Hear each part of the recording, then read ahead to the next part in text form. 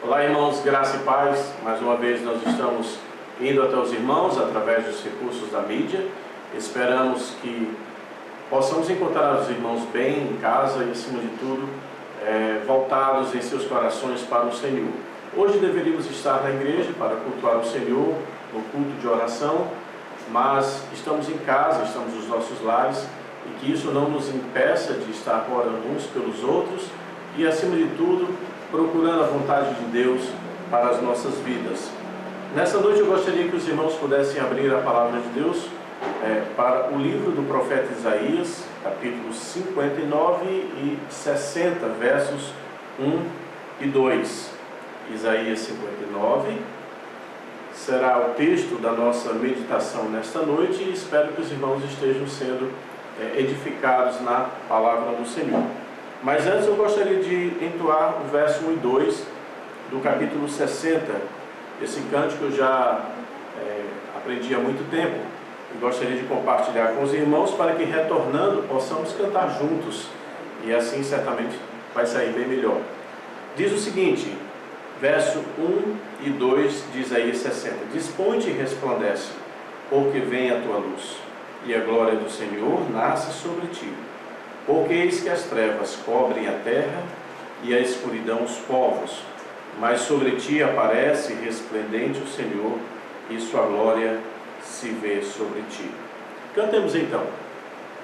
Dispõe-te, resplandece, porque vem a tua luz, e a glória do Senhor nasce sobre ti. Porque eis que as trevas cobrem a terra e a escuridão os povos, mas sobre ti aparece resplendente o Senhor, e sua glória se vê sobre ti, e sua glória se vê sobre ti.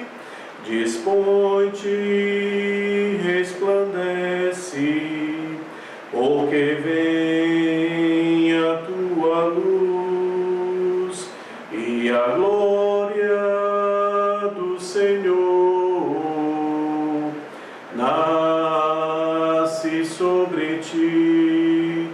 Porque eis que as trevas cobrem a terra e a escuridão os povos, mas sobre ti aparece resplendente o Senhor, e sua glória se vê sobre ti, e sua glória se vê sobre ti.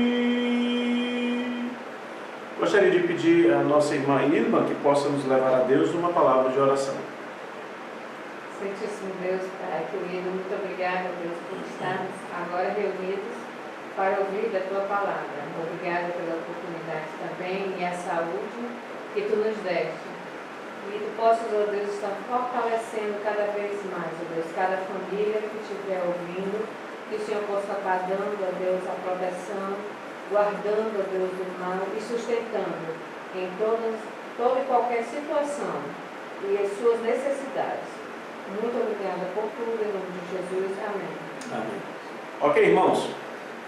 Jonathan Edwards, certa vez, ele disse: a graça é apenas o começo da glória.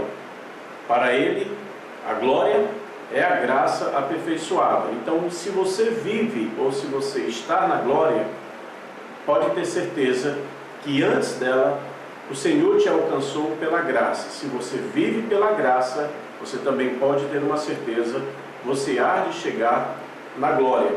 O cenário vivido por Isaías, um grande profeta do Senhor, um grande servo do Senhor para Israel, não foi um cenário, não foi nada fácil. A palavra do Senhor diz que ele encontrou muitas circunstâncias adversas, muitas dificuldades, muita oposição. Tanto é que culmina na sua morte uma grande perseguição e, acima de tudo, de violência e de rejeição completa à sua palavra e à sua mensagem. Ele começa o capítulo 59, os irmãos podem estar acompanhando em suas Bíblias, dizendo: eis que a mão do Senhor não estará encolhida, para que não possa salvar, nem surdo o seu ouvido, para que não possa ouvir. O tema do nosso devocional nesta noite: a confissão e o abandono do erro nos levam a Deus. A confissão e o abandono do erro nos levam a Deus. O povo aqui levantava mãos sujas, não sujas de micróbios, não sujas de poeira, não sujas de graxa, mas sujas de sangue. Os dias vividos pelo profeta eram dias de grande tristeza, de grande decepção naquilo que Deus esperava do seu povo, naquilo que o povo então tinha que apresentar diante de um Deus santo, diante de um Deus justo. Um quadro que não apenas descreve a situação do povo de Deus, mas eu acredito que os irmãos podem estar reconhecendo que é um quadro que também se instala no nosso mundo atual, um quadro que se instala no nosso país. A injustiça, ela tem ganho a cada dia os seus espaços em todos os setores da sociedade, em cada lugar e em cada canto. Difícil é nós percebermos alguém falando a verdade, difícil é nós encontrarmos alguém comprometido com a verdade. E isso, de certa forma, irmãos, nos atinge. Isso, de certa forma, também nos leva, às vezes, a tomar parte destas coisas, o que nós devemos entender que é completamente reprovado pelo Senhor. O profeta, ele declara aqui uma condição dupla e que deve chamar a nossa atenção. Ele diz que no verso 1, que a mão do Senhor não está encolhida. Mas no verso 2, ele diz que as vossas iniquidades fazem separação entre vós e o vosso Deus, e os vossos pecados encobrem o seu rosto de vós, para que não vos ouça. Ou seja, Deus sempre está presente e a mão do Senhor está aqui sendo estendida. Mas há um impasse, há uma barreira que existe entre Deus e os homens. E qual é esta barreira que, apresentada pelo profeta Isaías? As iniquidades dos homens, a conduta, o viver de cada um. Esse viver que nos separa do Senhor. Esse viver que mancha o nosso relacionamento com Deus. Esse viver que o mundo adota como prática de vida. Esse viver que certamente não traz sobre o mundo o favor do Senhor.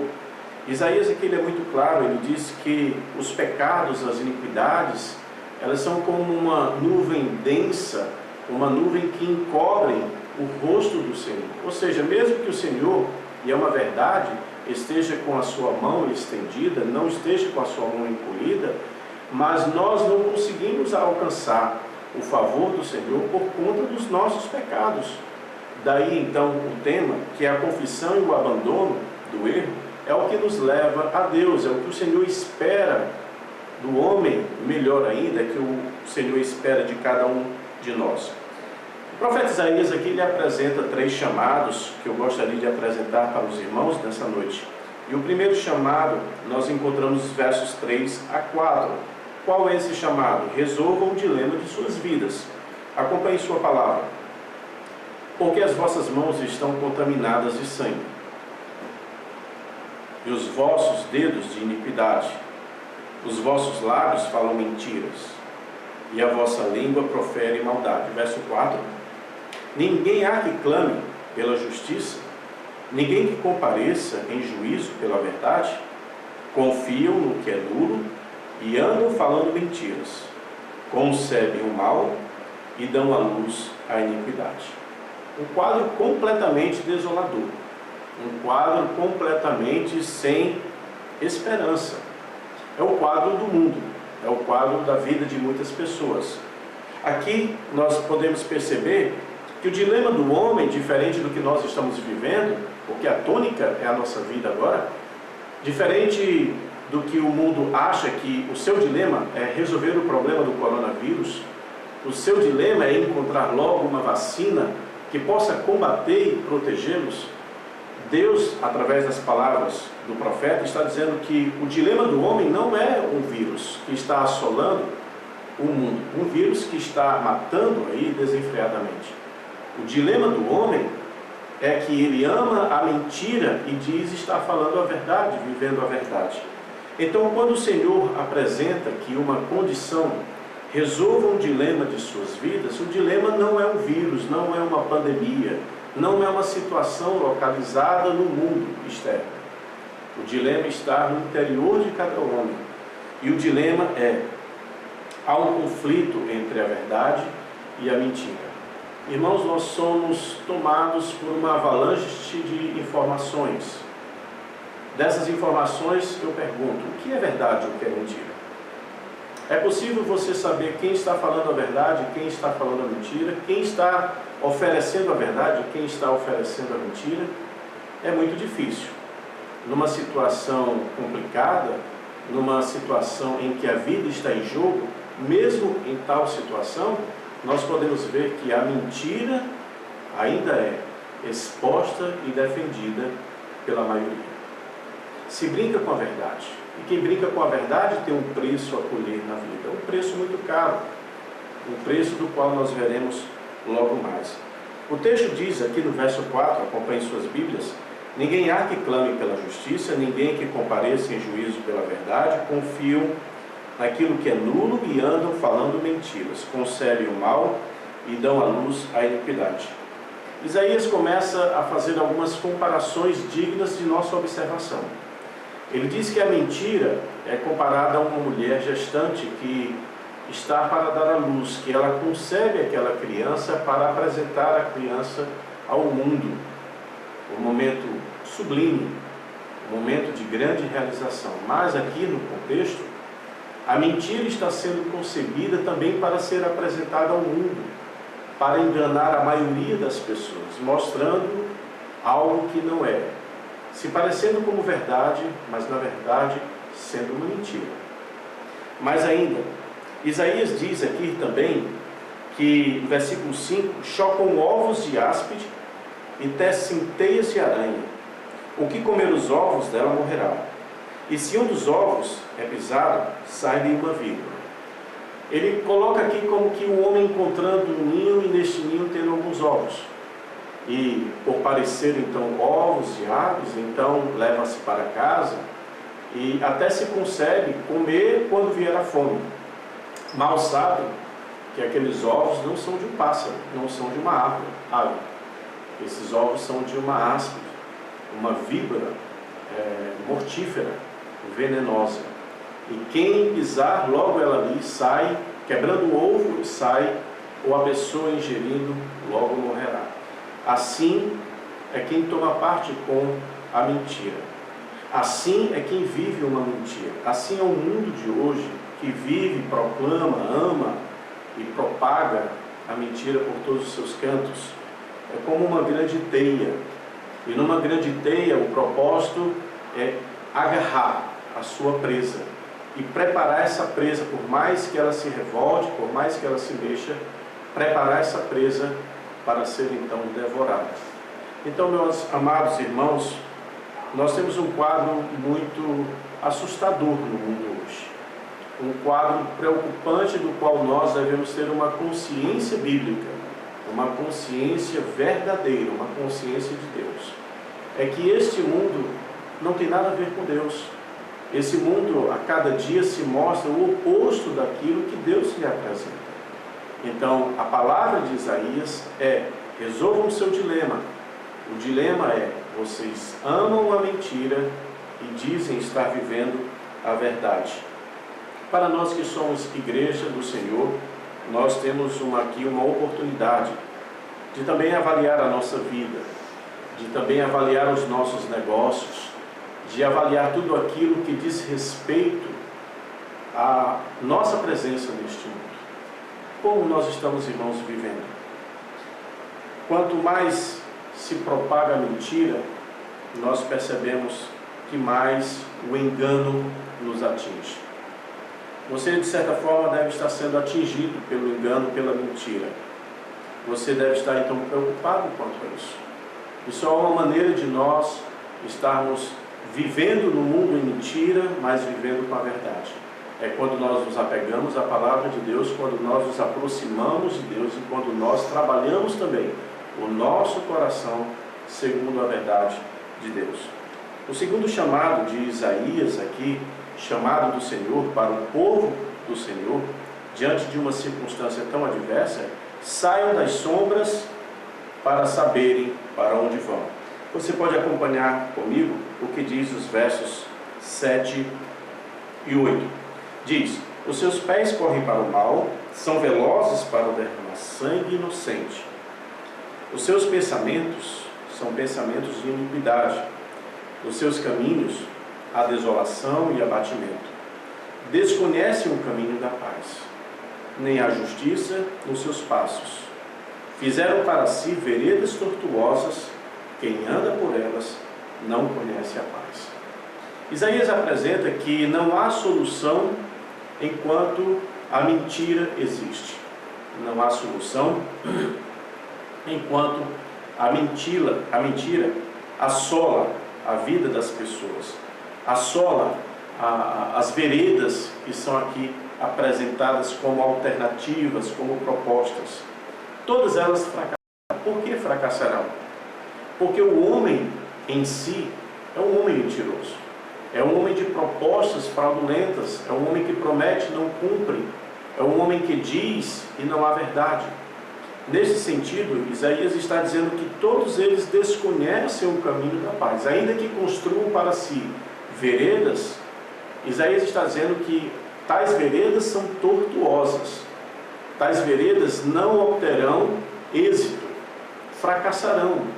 E nesse sentido é o mundo que caminha para a destruição, porque o mundo abandonou a verdade, abandonou Deus da verdade. E tem oferecido, tem construído, tem proposto aí algumas alternativas que nós sabemos pela palavra do Senhor são alternativas fracassadas. Desconhecem o caminho da paz, nem a justiça nos seus passos. Fizeram para si veredas tortuosas, quem anda por elas. Note aqui o que Isaías diz: quem anda por elas não conhecem a paz. Isaías diz que ou nós andamos com a verdade de Deus, ou nós andamos em nossas próprias mentiras. Ou nós andamos com a verdade de Deus exposta por sua palavra, ou nós andamos, irmãos, por caminhos tortuosos, veredas tortuosas. É tempo de abandonar a mentira. Chegou o tempo, já era tempo, a cada dia é tempo de nós abandonarmos a mentira. Deus quer para si um povo santo, um povo escolhido, um povo que a cada dia mais se pareça com Ele e menos com este mundo. Nós estamos inseridos neste mundo, irmãos, mas não é com a aparência deste mundo que nós vamos nos achegar diante do Senhor. Isaías expõe aqui um quadro duvidoso, um quadro sombrio, mas não esqueçamos que o povo de Deus está inserido nesse quadro. O povo de Deus faz parte desse contexto. E o povo de Deus corre o risco de, em algum momento, ser respingado pela mentira, pelo engano, pela fraude e por tudo que o mundo propaga, defende e vive. O povo de Deus é um povo diferente. Então, nas palavras de Isaías, é tempo de você olhar ao seu redor. É tempo de você olhar o mundo como ele está. E é tempo de um conserto de vida. Deus tem chamado o mundo, de modo geral, para um encontro com Ele. O que nós estamos vivendo, irmãos, eu acredito que é algo único, algo que ninguém esperava, que eu tenho ouvido de vários irmãos. Pastor, jamais eu imaginava que nós chegaríamos a este ponto. Pastor, eu jamais imaginei viver uma situação como essa. É verdade, eu até confesso para os irmãos, também jamais imaginei. Quem poderia conceber, há alguns meses atrás, estarmos vivendo isso, confinados em nossos lares, sem podermos trabalhar, sem podermos cultuar, e não só nós aqui, mas um ambiente de insegurança, de instabilidade, que se propaga por todos os países, sejam eles ricos, pobres, populosos ou não. Nós, irmãos, estamos tendo aqui uma concepção do que será o amanhã, onde este mundo estará diante de Deus, de um Deus justo, santo, e que requererá deste mundo a sua justiça. Então é tempo de nós abandonarmos a mentira. É tempo, então, de nós termos um conserto de vida. Esse tempo chegou. Aproveite da oportunidade. Não se deixe ser levado pela distração, pelas mentiras, por um otimismo.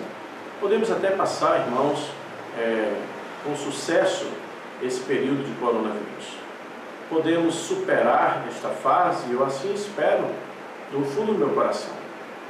Mas isso ainda nos leva a uma realidade de um mundo que caminha sem Deus, uma realidade de um mundo que a cada dia se distancia de Deus. Esse mundo não é o Brasil para Cristo, esse mundo não é do Senhor, esse mundo não tem nada a ver com o nosso Deus. E você precisa viver esta verdade na sua vida e não se deixar levar pela mentira de achar, através de um otimismo, que este mundo está melhorando, que este mundo está buscando, que este mundo está comprometido com a verdade e com a paz.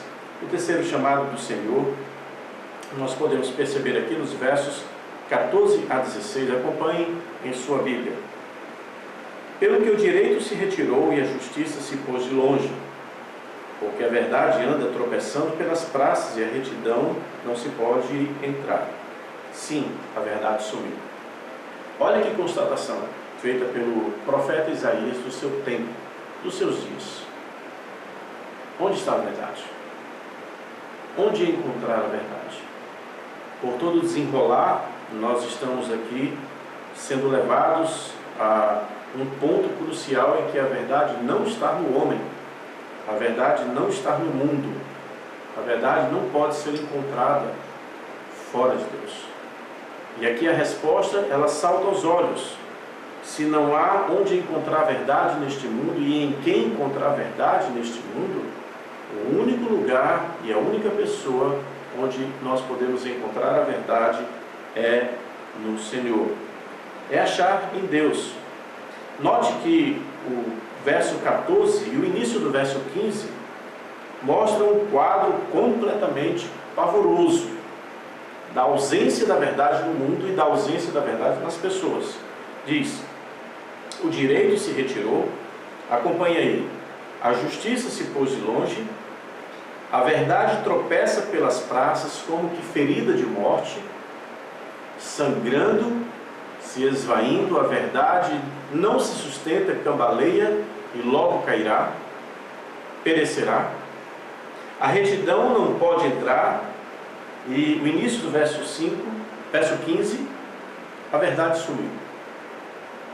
A verdade sumiu. Por quê? Porque a verdade não estava, nunca esteve nos homens. Onde está a verdade? A verdade está tão somente no Senhor. E é interessante porque o desfecho do capítulo 59 é que o próprio Deus constata, chega e averigua que não há verdade neste mundo. No mundo que Ele criou, um mundo belo, um mundo perfeito, um mundo orquestrado por Deus. Mas o que nós encontramos hoje é um mundo completamente diferente, distorcido, maculado, um mundo manchado, um mundo em trevas, um mundo sem Deus. Verso 16. Viu que não havia ajudador algum e maravilhou-se de que não houvesse um intercessor, pelo que o seu próprio braço lhe trouxe a salvação e a sua própria justiça o susteve. Vestiu-se de justiça, como de uma couraça, e pôs o capacete da salvação na cabeça, pôs sobre si a vestidura da vingança e se cobriu de zelo como de um manto.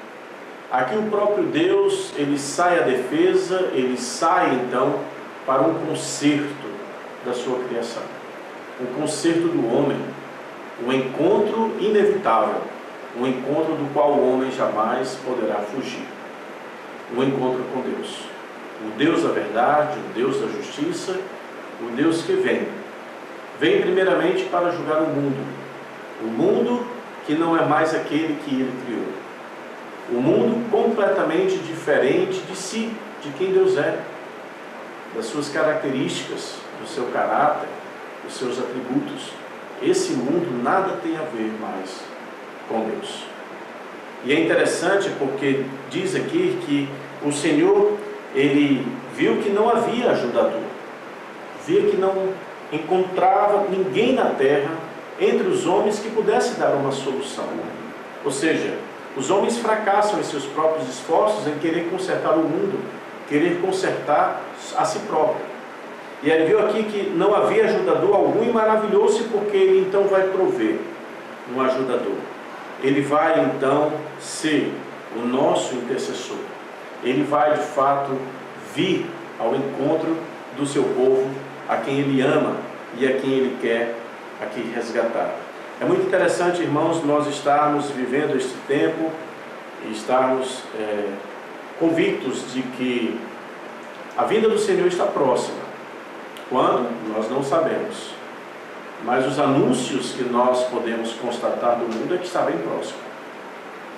Por toda mentira que se propaga, pelas calamidades, que a cada dia são mais frequentes e mais fortes, pela incerteza da vida, a instabilidade de tudo. Nós não podemos confiar em nada neste mundo, a não ser o nosso Deus.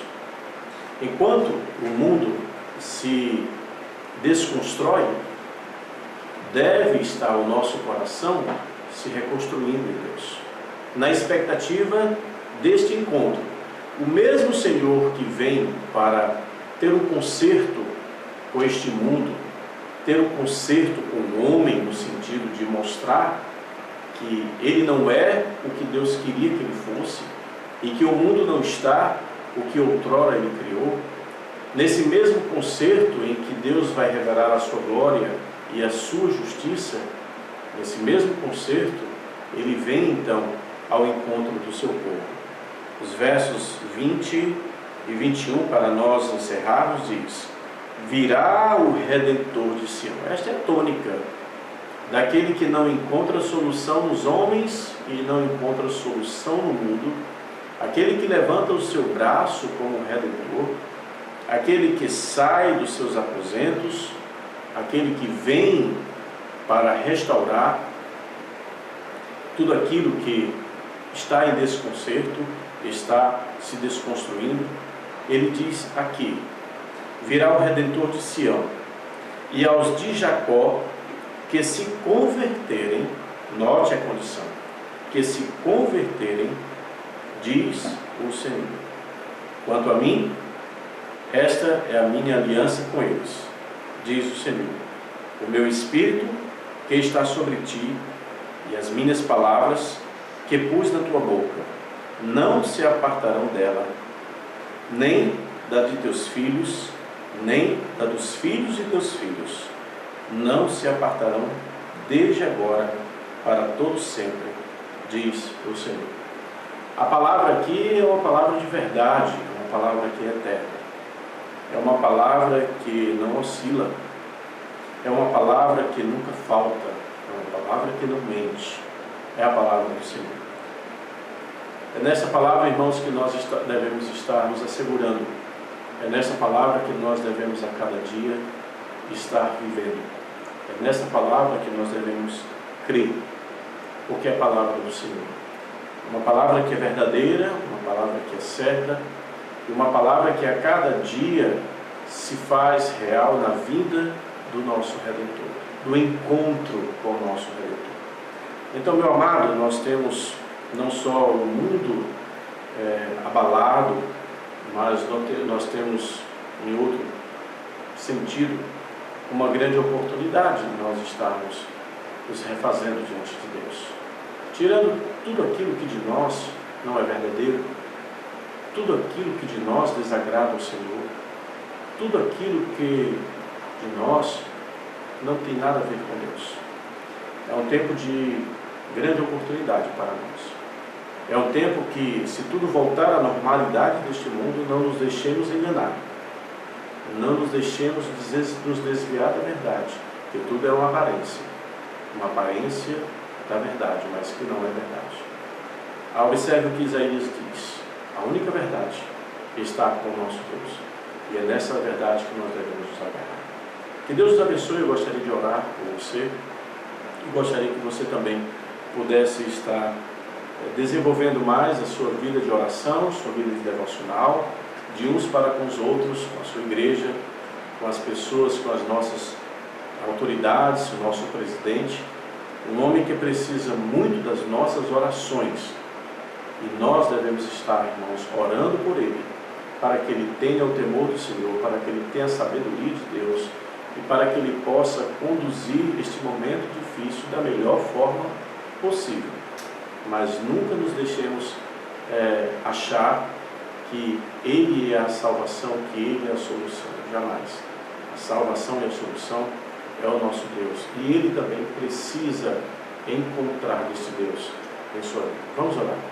Pai maravilhoso, Pai santo, Pai verdadeiro, nós queremos te agradecer pela tua palavra. Palavra essa que nos inspira a verdade, nos inspira, ó Deus, a uma autenticidade de vida no mundo a qual não a conhece, o mundo a qual não a pratica, o mundo a qual não defende esta verdade que é o Senhor.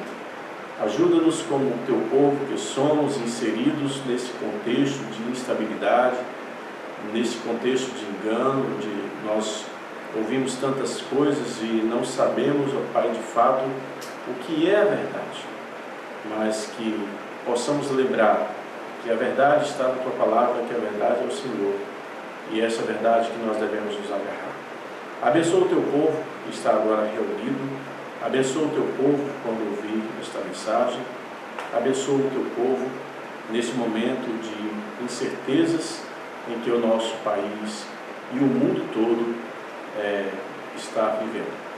Tem misericórdia de nós, tem misericórdia dos nossos governantes, a todos eles, de todas as esferas, tanto na executiva, legislativa, judiciária, tanto no federal, como no nosso governo estadual e municipal. Dá a cada um, ó Deus, o temor do Senhor, dá a cada um, ó Deus, o direcionamento, dá a cada um, acima de tudo, ó Pai, o discernimento acerca de como devem atuar, para assim não permitir que o povo mais humilde e de modo geral venha a sofrer e venha a padecer. Cuida do nosso presidente, cuida, ó Deus, do seu coração. Nós rogamos que a verdade de fato possa alcançá-lo e que ele possa conhecer o Senhor como o único e suficiente Salvador de sua vida, e que a partir daí ele possa, ó Deus, estar andando nos teus santos caminhos. Desperta no teu povo o interesse para orar por ele. Desperta no teu povo o interesse para ajudar naquilo que for possível. Pois assim nós te oramos e agradecemos em nome de Jesus. Amém. Que Deus abençoe, meus amados irmãos, e até o nosso próximo encontro.